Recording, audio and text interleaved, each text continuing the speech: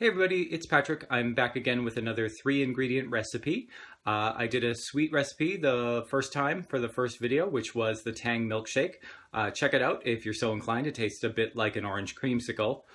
Today I'm going to make a savory recipe. This is not my recipe. In fact, most of these are just things that I've found on the internet or grew up knowing them. You know, relatives have given me the recipes or whatever. Today we have a fairly famous recipe. It's by an Italian cookbook author whose name is Marcella Hazan.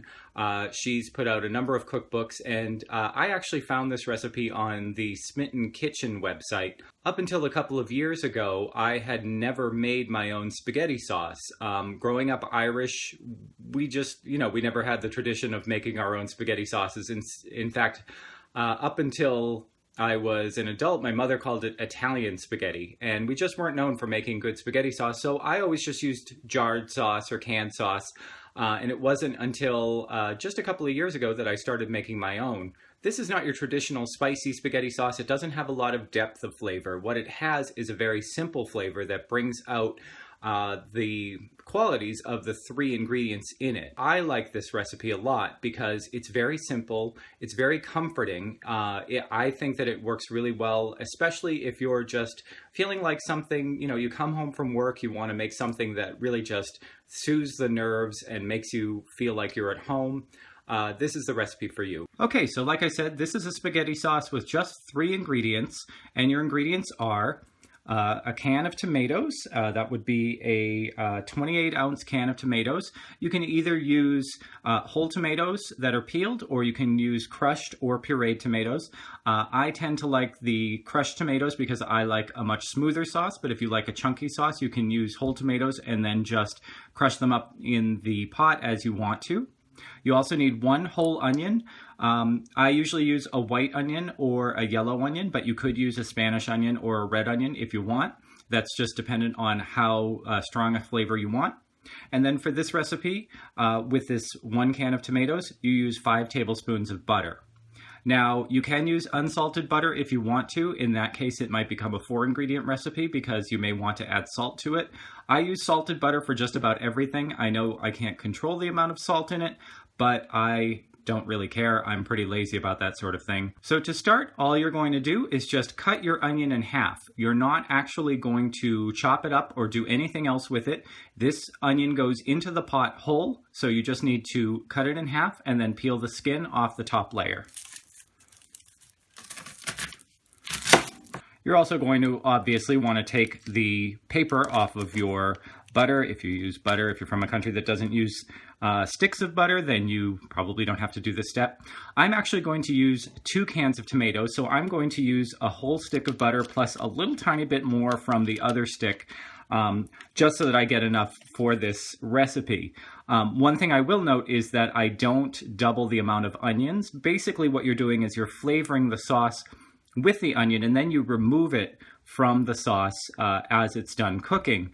I have found that you don't actually need to double the amount of onions to get the onion flavor in there. And then, of course, you're also going to just want to open up your cans of tomatoes. And that's all the prep work you have to do. It's just opening things, cutting one thing in half, and then you just put that all into the pot. Now, the way that I like to start this sauce is I'll generally put the butter into the pan first, and then I will put in the onions with that. I don't really let them simmer in the butter or anything, but I do find that it helps to melt the butter a little bit faster. I also have just a very finicky stove. It's an electric stove that you can't really control the temperature that well, so I do bring it up to a high temperature to begin with to melt the butter, to get the onion started, and then I'll pour in the cans of tomatoes after that. And like I said, I am doubling this recipe, so I'm pouring in 2 cans of tomatoes.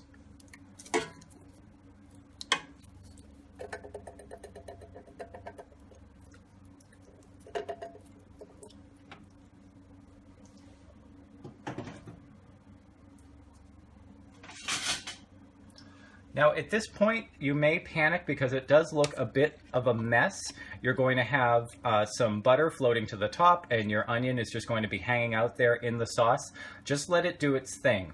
The recipe calls for you to bring this up to a boil first and then bring it down to a simmer. Like I said, I have a very temperamental stove, a temperamental electric stove. It's quite old.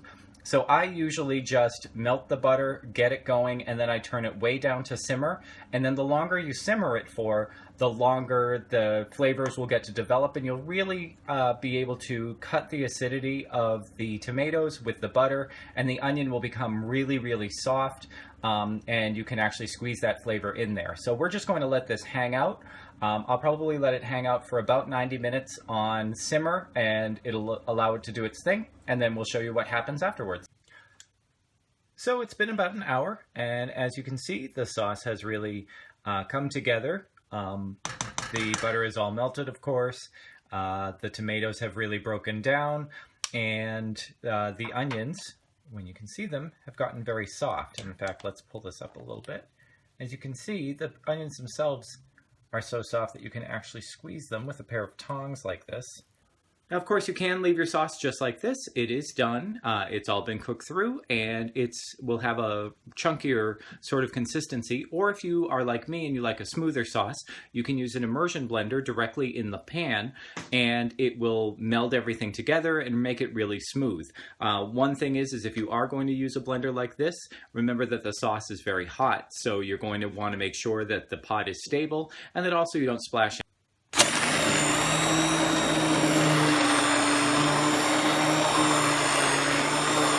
When you're finished blending and you've got it to the consistency you want, you just wind up with this beautiful, simple, delicious sauce that's great on spaghetti. You can also put this onto pizza or in whatever recipe that calls for tomato sauce. Of course, as simple as this is, you can always also add other things like basil or additional garlic or anything else. But with the 3 ingredients you've got, it does make a delicious sauce. So that's it. That's the easiest spaghetti sauce that you can possibly make.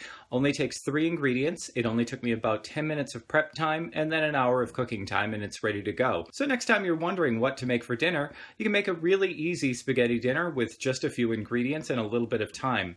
If you like this video, please give it a thumbs up, like it, share it, do all the other things that you're supposed to do. If you usually come here for hair videos, those happen on Tuesday. If you're here for George, he usually shows up on the weekends. Talk to you again soon. Thanks.